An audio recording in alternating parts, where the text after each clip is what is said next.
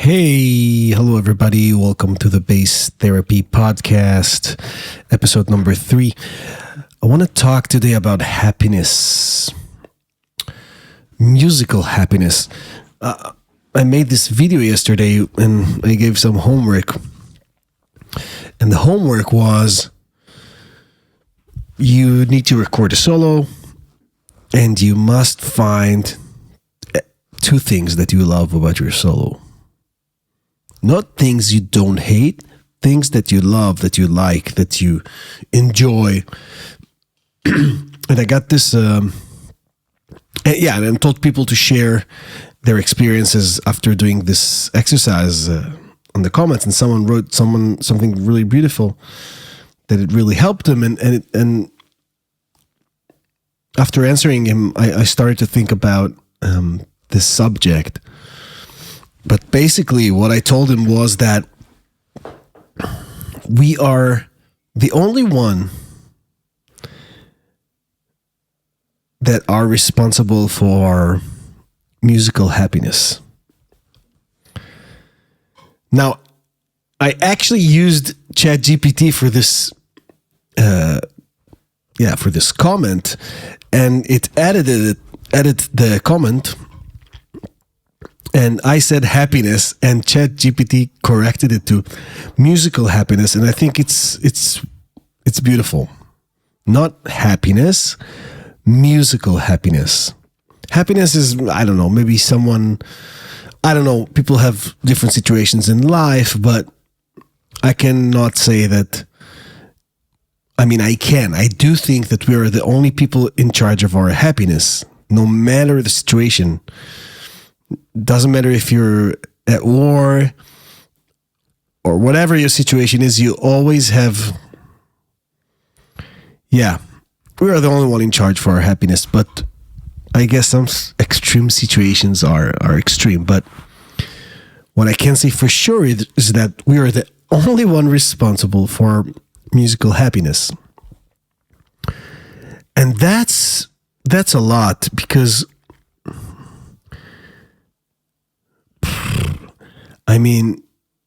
that's very, that gives a lot of freedom when you think like that. When you start to understand that you're the only one that is in charge on happiness, on your musical happiness, that's setting you free from all kinds of boundaries and limiting thoughts and beliefs that you might have. And I'll give you an example. When I was young, 25, 26, early stages of my career, I started to notice that I'm playing with a lot of people that I'm not happy with. There were great musicians. I got to play with top musicians. But I've noticed that I'm not enjoying playing with them, creating with them, spending time with them, recording with them, performing with them, but I still kept hanging out with them, going to rehearsal, and I thought that this is how it should work. You should spend time with people that, you're not enjoying playing with them, but they're amazing musicians. And after a few years of having these experiences, not that I always played with people I didn't like, but it happened a lot. I actually sat down and wrote names of people I don't want to collaborate with again. I think I still have that notebook. I wrote down, I don't want to play again with X. Even if it pays amazing, even if it tells me I'm the best bass player in the world, I'm not playing with this guy because it makes me unhappy. The way he acts, the way he plays, the way he communicates, doesn't matter what the reason is. What's important is it affects you. And when I did these notes, everything changed really quickly, because in a sense, I gave a lot of respect to myself. right? I noticed something, and that was the main thing I told this follower of mine, is that when you notice that you're happy or unhappy, but let's say in this case happy, I'm happy with the way I played this note, or I'm happy with the sound I got, or I'm happy with this lick. If you notice something, automatically it becomes better in your life because it has purpose. When you notice something, it gives it purpose. And it doesn't matter if you notice something very technical or something spiritual about your playing. If you notice, automatically you give it purpose. And that's fucking huge.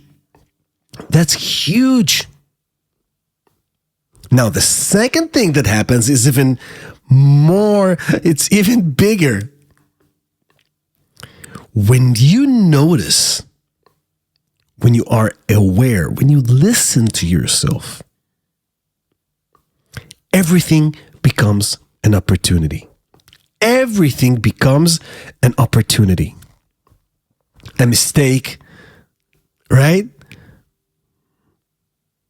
A mistake is an amazing opportunity. It's your mind, your soul, your brain telling you, hey, you should pay more attention here if you want that. And then you think, do I want to get better at this specific thing? Is this important to me? You start to question, and that happens only by noticing, by awareness. So when you're noticing something, doesn't matter if it's a mistake or something that you enjoy,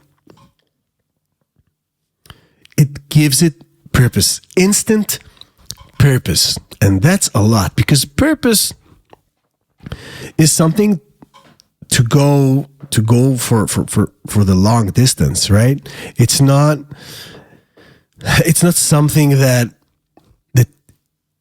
is fragile.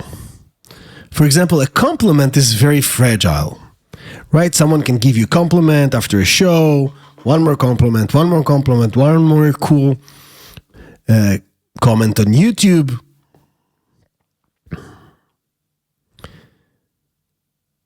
And then someone tells you something really, really like judgmental or true and painful, and whoosh, this building, this frame that was made from compliments and comments vanishes. It cannot hold this weight. But what can hold this weight? What is durable? Purpose, awareness.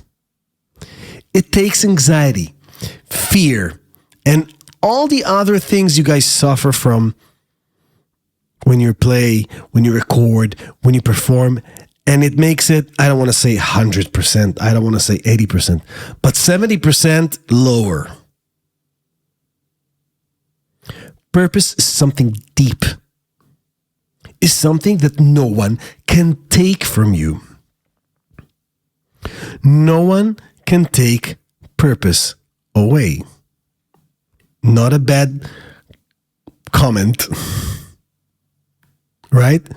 No bad situation can take away your awareness, your attention,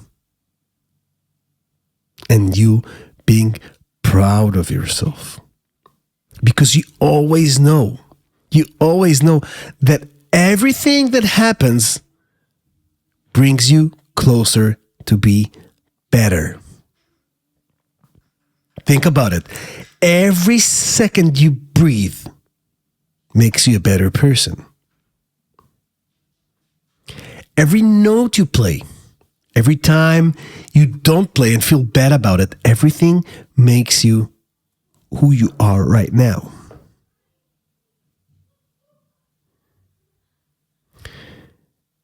And when you think about it, every time you play and you have awareness, you automatically get better. Sure, you need to work on scales, ear training, rhythm. True. That's all true. But without purpose, without loving what you do, without feeling gratitude, it doesn't matter.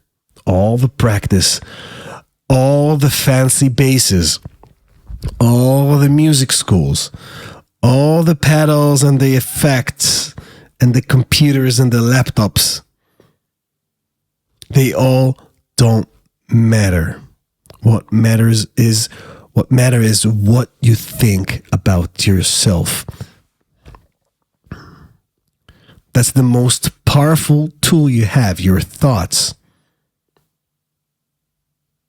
You become what you think. So going back to that assignment, if you spend time when you're playing, noticing things that you love,